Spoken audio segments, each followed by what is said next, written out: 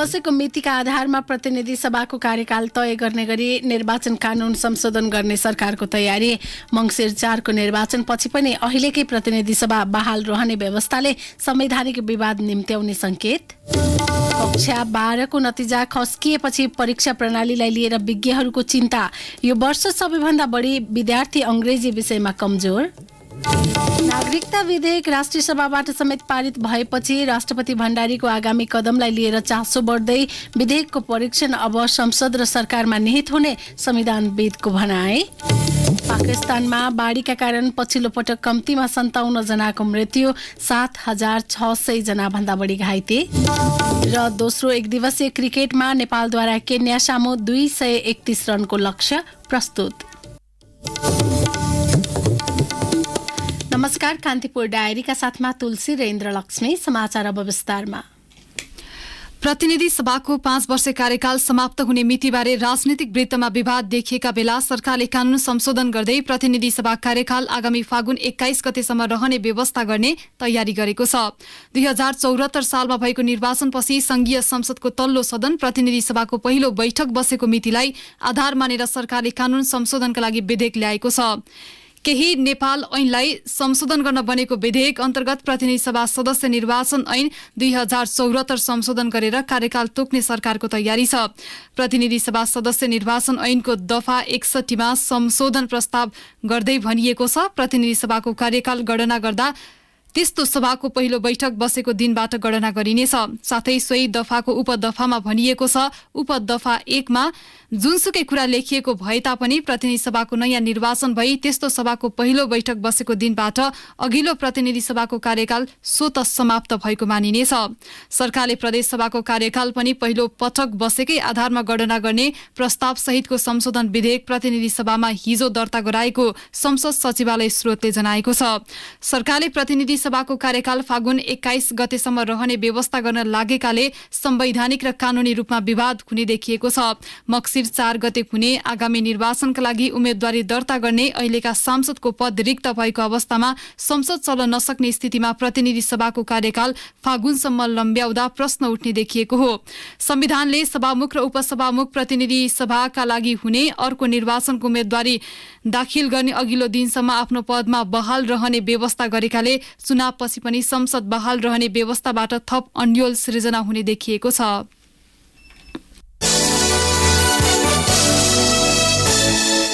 अब कान्तिपुर सविस्तार। कान्तिपुर सविस्तार। कक्षा 12 को परीक्षाको शुक्रबार प्रकाशित नतिजामा 52% विद्यार्थी नन ग्रेडिङ अर्थात् असफल भएका छन्। उनीहरूले विश्वविद्यालय स्तरको शिक्षाका निम्ति अस्वीकृत भएका छन्। तीमध्ये 2 विषयमा मात्र नन ग्रेडिङमा परेका विद्यार्थीले ग्रेड वृद्धि परीक्षाको अवसर पाउनेछन्। सो परीक्षामा दुवै विषयमा कम्तीमा 1.6 जीपीए ल्याए उनीहरूका लागि उच्च शिक्षा अध्ययनको ढोका खुल्नेछ। तर कक्षा 12 को नतिजा कमजोर हुँदा परीक्षा प्रणालीमाथि नै प्रश्न उठेको विज्ञहरूले बताएका छन्। यस वर्ष उच्च माध्यमिक तहको परीक्षामा सबैभन्दा बढी विद्यार्थी अंग्रेजी विषयमा असफल भएका छन्। त्यसपछि लेखा, सामाजिक, नेपाली, अर्थशास्त्र लगायतमा विद्यार्थी कमजोर रहेको पाइएको छ। कोभिड-19 पछि देशभर सञ्चालनमा आएको परीक्षाको नतिजालाई निराशाजनक भन्न नमिल्ने तर्क नगरिएको होइन, तर कोभिड महामारीले उत्पन्न गरेको परिस्थितिबारे जानकार राष्ट्रिय परीक्षा बोर्ड र विद्यालयहरूले त्यस किसिमको सिकाइ र परीक्षाको माध्यम छनौट गर्न नसकेको देखिन्छ। परीक्षा प्रणालीकै कारण राम्रो नतिजा विद्यार्थीले ल्याउन नसकेको शिक्षाविद विद्यानाथ कोइरालाको भनाइ छ। गत 2 वर्षसम्म कोभिडका कारण प्रभावित भएको शिक्षा प्रणालीका लागि पाठ्यक्रममै परिवर्तन ल्याउनु पर्ने कोइरालाको भनाइ छ। गराइ र पढाइ जोड्न सकिन्छ भन्ने दृष्टिकोण राखेर अलिकति सकारात्मक सोच बनाइदिन सक्ने हो भने एउटा सम्भावना हो। उच्च शिक्षा चाहिँ नि मेरिट बेसमा हो कि हो भनेदेखि केटाकेटीले नम्बर कति पायो भन्ने प्रश्न गर्ने हो कि टफेल जस्तो किसिमको जाँच डिजाइन बनाउने हो, त्यो बारेमा सिरियसली प्राज्ञिक दुनियाँमा छलफल गरेर उच्च शिक्षा चाहिँ टफेल स्टाइलले बनाइदिउँ। त्यति भइसकेपछि अब हामी काम चाहिँ अगाडि बढाउन सक्छौँ गर्न सक्ने सम्भावना छ। मलाई चाहिँ यही उपायहरू हो। नतिजाले विद्यालय शिक्षामा कोभिड-19 संकटका कारण गम्भीर प्रभाव पारेको पुष्टि गरेको विज्ञ बताउँछन्। त्रिभुवन विश्वविद्यालयका शिक्षा विभागका निर्देशक विनोद प्रसाद ढकाल विद्यार्थीमा कमजोरी नभएर परिस्थितिको मूल्याङ्कन सहित सुधारको प्रयासमा कमजोरी रहेको बताउनुहुन्छ। दूरदराजमा विद्यालय नै जान नपाई 2 वर्ष बिताएका विद्यार्थीको परिस्थितिको मूल्याङ्कन हुन नसकेको ढकालको भनाइ छ। 12 कक्षामा पढ्ने विद्यार्थीहरूले अब हाम्रो प्र्याक्टिसमा स्कुलदेखि नै अब अनलाइनको क्लासहरू चाहिँ व्यवस्था चाहिँ थिएन। उनीहरूले चाहिँ फिजिकल क्लासहरू चाहिँ पढेर आइरहेका थिए होइन। अब उनीहरू अहिले 12 कक्षा दिँदाखेरिको बेलामा मात्रै उनीहरूले फिजिकल क्लास चाहिँ लिन पायो। त्योभन्दा अगाडिका क्लासहरू त जस्तै 11मा 10मा 9मा उनीहरूले त मलाई लाग्छ राम्रोसित क्लासहरू चाहिँ लिन पाएनन्। फन्डामेन्टल कुराहरू नै 9, 10का कुराहरू नै राम्रोसित पढ्न नपाएपछि 11, 12मा आएर पढ्दाखेरि त अब निश्चय पनि उनीहरूको त फाउन्डेसन चाहिँ त्यति राम्रो चाहिँ हुन सकेन। एउटा ठुलो कारण कोभिडकै हो जस्तो मलाई लाग्छ। यता आधाभन्दा बढी विद्यार्थीका निम्ति उच्च शिक्षामा ढोका बन्द हुनुलाई शिक्षण सिकाइ र पठन पाठनमा कमजोरी रहेको राष्ट्रिय परीक्षा बोर्डले नै स्वीकार गरेको छ। बोर्डका अध्यक्ष महाश्रम शर्मा कोभिड-19 का कारण होम र त्यसै अनुसार कक्षा 10 देखिको जग बलियो बनाउन नसक्दा नतिजा कमजोर भएको बताउँछन्। तल्लो कक्षादेखिकै शिक्षण सिकाइमा परिवर्तन ल्याउन सके मात्रै माथिल्लो कक्षाहरूको नतिजा राम्रो ल्याउन सकिने शर्माको भनाइ छ। विद्यार्थीहरूलाई प्रश्नपत्र सोध्ने, उत्तर पुस्तिका परीक्षण गर्ने यो कुराहरूले पनि नतिजालाई केही परिवर्तन, केही कुराहरू नतिजालाई असर गर्न सक्छ। दोस्रो कुरो हाम्रो रुट कज हामीले हेर्ने हो। हामीले चाहिँ परीक्षाको नतिजा आयो, नतिजामा चाहिँ कम पास भए, बढ्ता पास भए भन्नु भन्दा पनि रुट कज के हो त, कहाँ चाहिँ बाट यो कुरा सुरुवात भयो भन्ने हेर्ने। र विद्यार्थीहरूलाई तल्लो कक्षादेखि व्यवस्थित रूपले शिक्षण सिकाइ गर्दै माथि लाग्यौं भने अनि विद्यार्थीहरूको नतिजा चाहिँ त्यसले देखिने कुरा हो। विद्यार्थी राम्रो चाहिँ विद्यार्थीहरूले राम्रै नतिजा ल्याउँछ। दोस्रो कुरो के छ भने त्यसभित्र चाहिँ परीक्षा प्रणाली, परीक्षा चाहिँ लिने प्रश्नपत्रको कुरा, उत्तर पुस्तिका परीक्षणको कुराहरूमा पनि केही असर गर्ने हुनाले त्यो सुधार गर्नको लागि विशेष गरी स्तरीकृत परीक्षा प्रणाली सञ्चालन गर्ने लाइनमा यो राष्ट्रिय परीक्षा बोर्डले त्यो खालको प्रक्रियालाई अगाडि बढाएको छ। 52% विद्यार्थी असफल भएको कक्षा 12मा कुनै पनि विद्यार्थीले 4 GPA ल्याउन सकेनन्। अब उच्च शिक्षा अध्ययनका निम्ति असोजको 30 र 31 गते ग्रेड वृद्धि परीक्षामा 36% विद्यार्थी सहभागी हुन पाउनेछन्, जसले उच्च शिक्षा पढ्नका लागि मौका पाउनेछन्। परीक्षामा अनुत्तीर्ण हुनु कोभिड-19 मात्रै नभएर विद्यालय शिक्षामा पढ्न चाहने र पढाउन चाहने शिक्षकको अभाव रहेको विज्ञले बताएका छन्। तर शिक्षाको गुणस्तर नतिजामा खोज्ने कि प्रणालीमा भन्ने प्रश्न भने फेरि पनि उब्जिएको छ। रेडियो कान्तिपुरका लागि दिवा भट्टराई। कान्तिपुर सविस्तार।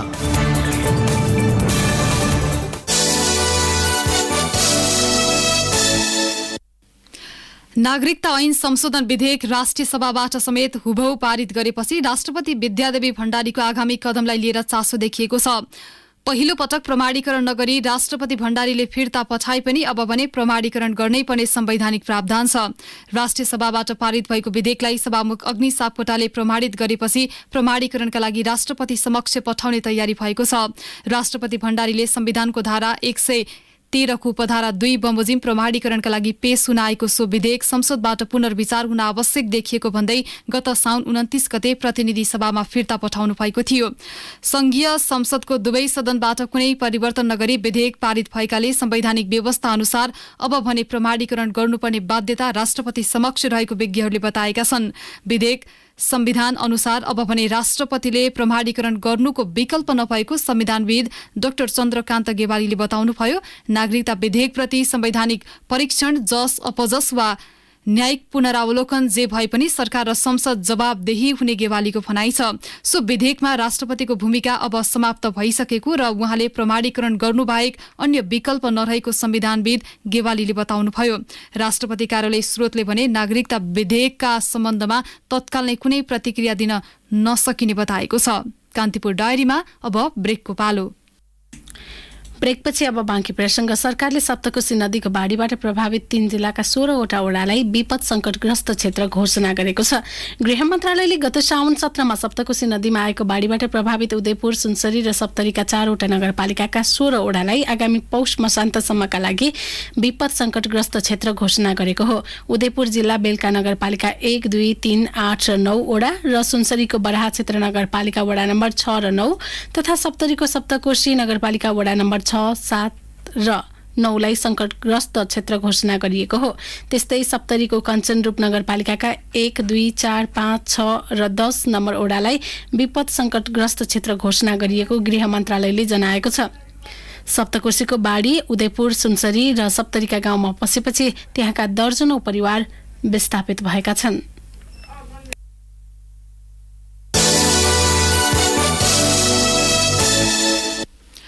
भारतको उत्तर प्रदेशको रामनगर थाना क्षेत्रमा बसलाई ट्रकले ठक्कर दिँदा 4 जना नेपालीको मृत्यु भएको छ। दुर्घटनामा बाँके धामपुरका फरे थारू, मुकेरू थारू तथा दाङ तुलसीपुरका बहादुर ओली र एक अर्का 45 वर्षीय नेपाली पुरुषको मृत्यु भएको त्यहाँको स्थानीय प्रहरीले जनाएको छ। रूपैडियाबाट गोवा जाँदै गरेको बस सड़कमा रोकिराखेको अवस्थामा ट्रकले ठक्कर दिएको थियो। दुर्घटनामा 14 जना घाइते भएका छन्। यसैबीच सुनसरीको कोशी गाउँपालिकामा पिकअप गाडीको ठक्करबाट मोटरसाइकलमा सवार 2 जनाको मृत्यु भएको छ। पूर्व पश्चिम राजमार्ग अन्तर्गत कोशी गाउँपालिका 1 राजा पोखरीमा पूर्वबाट पश्चिमतर्फ जाँदै गरेको पिकअपले विपरीत दिशाबाट आउँदै गरेको मोटरसाइकललाई ठक्कर दिँदा सप्तरी फतेपुरका 35 वर्षीय प्रकाश गोजेवार र सप्तकोशी नगरपालिकाका अन्दाजित 36 वर्षीय दुर्गानन्द चौधरीको मृत्यु भएको प्रहरीले जनाएको छ।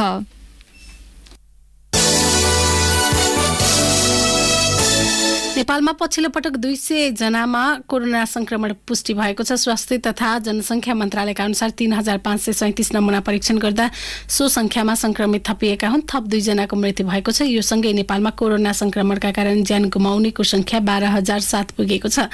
हाल नेपालमा सक्रिय संक्रमितको संख्या 2642 जना रहेको छ। पछिल्लो पटक थप 339 जना उपचारपछि संक्रमण मुक्त भएको मन्त्रालयले जनाएको छ।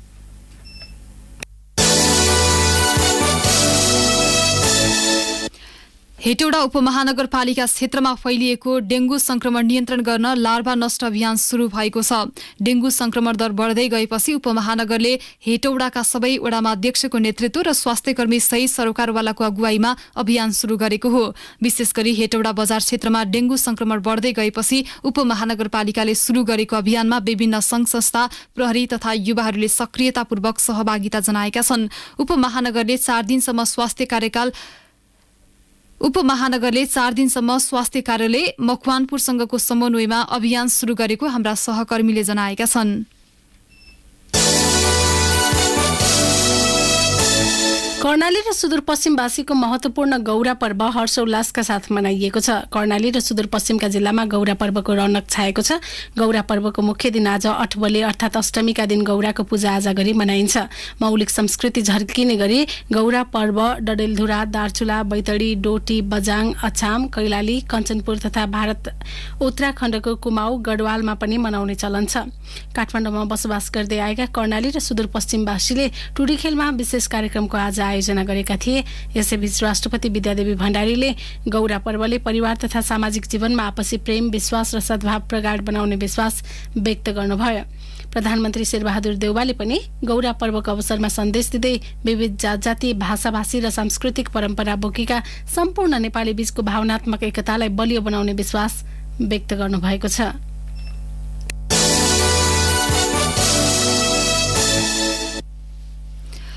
मध्य प्रदेशका प्रमुख न्यायाधिवक्ताबाट राजीनामा दिएका दिपेन्द्र झा जनता समाजवादी पार्टी प्रवेश गर्नुभएको छ।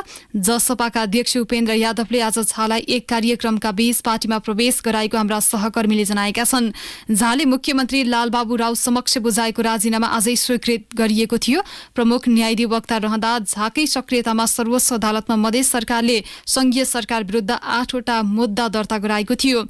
झा महोत्तरीको क्षेत्र नम्बर 3बाट प्रतिनिधि सभा निर्वाचन लड्ने तयारीमा हुनुहुन्छ। 2074 को निर्वाचनमा सो क्षेत्रबाट लोकतान्त्रिक समाजवादी पार्टी लोसपाका वर्तमान अध्यक्ष महन्त ठाकुर विजयी हुनुभएको थियो।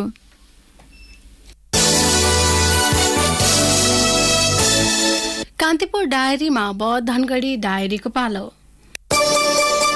धनगढी डायरीबाट अर्जुन शाहको नमस्कार। 67 वटा विधेयक पारित गर्दै सुदूरपश्चिम प्रदेश सभाको 10औं अधिवेशन तथा पहिलो प्रदेश सभाको अन्तिम बैठक सहित समापन भएको छ। 5 वर्षको अवधिमा सुदूरपश्चिम प्रदेश सभाबाट एउटा आंशिक सहित 5 वटा वार्षिक बजेट पारित गरिएको छ। यसअघि गत सोमबार बसेको प्रदेश सभाले सुदूरपश्चिम प्रदेश निजामती सेवाको गठन, सञ्चालन तथा शर्त सम्बन्धमा व्यवस्था गर्न बनेको विधेयक पारित गरेको थियो।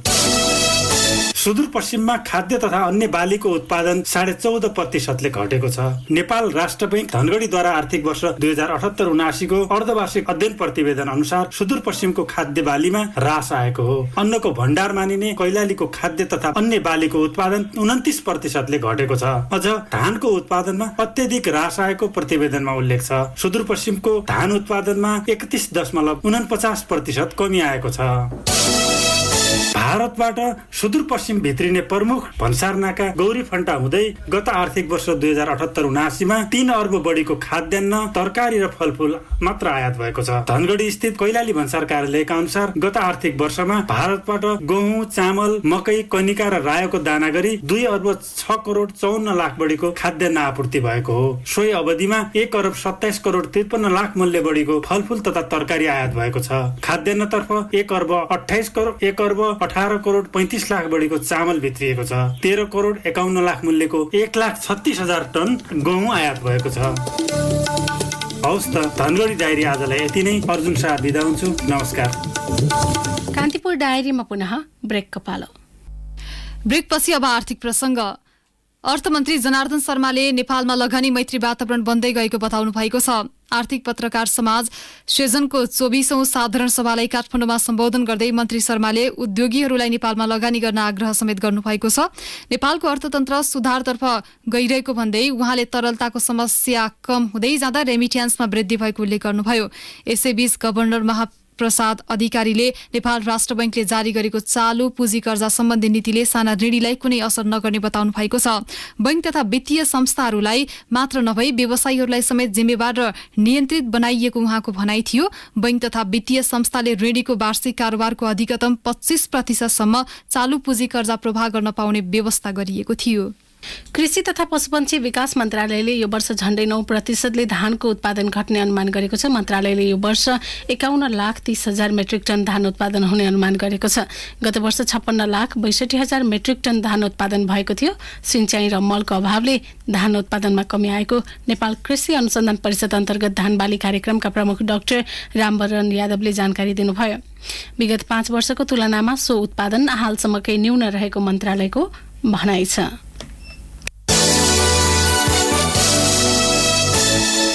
अब अन्तर्राष्ट्रिय प्रसङ्ग। पाकिस्तानमा पछिल्लो पटक भारी मनसुनी वर्षाले आएको बाढीमा परि कम्तीमा 57 जनाको मृत्यु भएको छ भने 7,683 जना घाइते भएका छन्।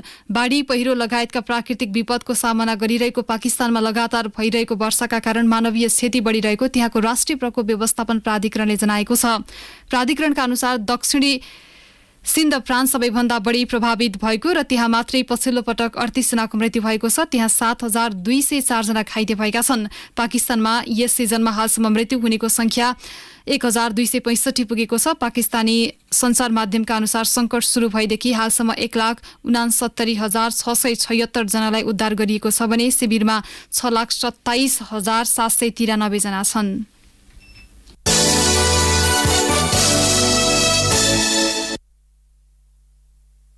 बिहारमा भारतीय जनता पार्टी भाजपासँगको गठबन्धन त्यागेर मुख्यमन्त्री नीतिश कुमार महागठबन्धनमा सहभागी भएको केही सातापछि मणिपुरमा जनता दल युनाइटेड जेडीयूका 5 जना विधायकले पार्टी परित्याग गरेका छन्। मणिपुरमा जनता दलका 6 विधायक मध्ये 5 जना पार्टी परित्याग गर्दै भाजपामा प्रवेश गरेपछि नीतिश कुमारलाई ठूलो धक्का लागेको छ। जनता दलले उनीहरूको पार्टी प्रवेशलाई संविधान विपरीत भनेर टिप्पणी गरेको छ। उता भाजपाले भने 5 विधायक आफ्नो पार्टी प्रवेश गरेकोमा स्वागत गरेको छ। मणिपुरमा विधानसभा चुनावमा 38 मध्ये 6 सीट जनता दलले जितेको थियो। यसअघि अरुणाञ्चलमा जनता दलका 1 विधायक समेत भाजपामा प्रवेश गरेको भारतीय सञ्चार माध्यमले जनाएका छन्।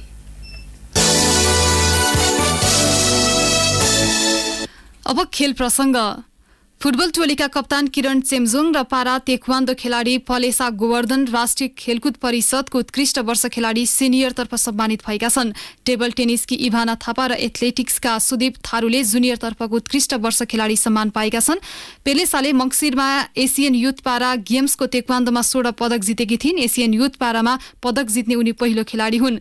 गोलकिपर किरणको कप्तानीमा नेपाली टोलीले 2077 मा 3 नेसन्स कप जितेको थियो। जुनियर महिलामा उत्कृष्ट बनेकी इभानाले यसै वर्ष मालदिप्समा भएको दक्षिण एसियाली क्याडेट तथा जुनियर टेबल टेनिस प्रतियोगिताको गर्ल्स टिम इभेन्ट्समा रजत पदक जितेकी थिइन्। सुदीपले भने 12औं राष्ट्रपति रनिङ सिलमा राष्ट्रिय कीर्तिमानी बनाएका थिए। यसैबीच परिषदले नेपाल ट्रायथलोन संघलाई उत्कृष्ट संघ र भरतपुर महानगरपालिकालाई उत्कृष्ट पालिकाको रूपमा सम्मान गरेको छ।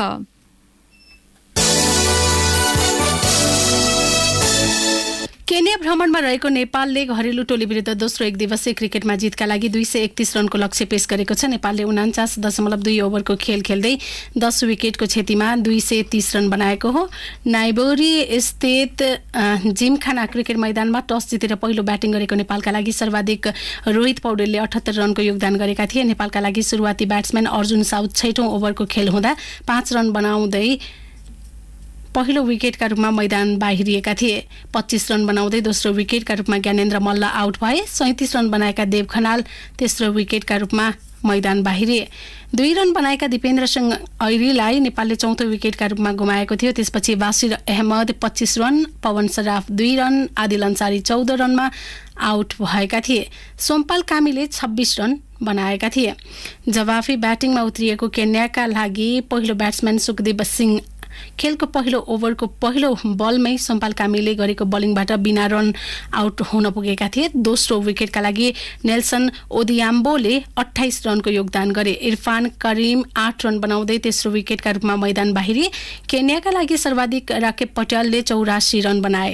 यसैबीच केन्याले जवाफी इनिङ खेलिरहेको छ। उसले यो समाचार तयार पार्दासम्म 41.5 ओभरमा 8 विकेट गुमाएर 186 रन बनाएको छ।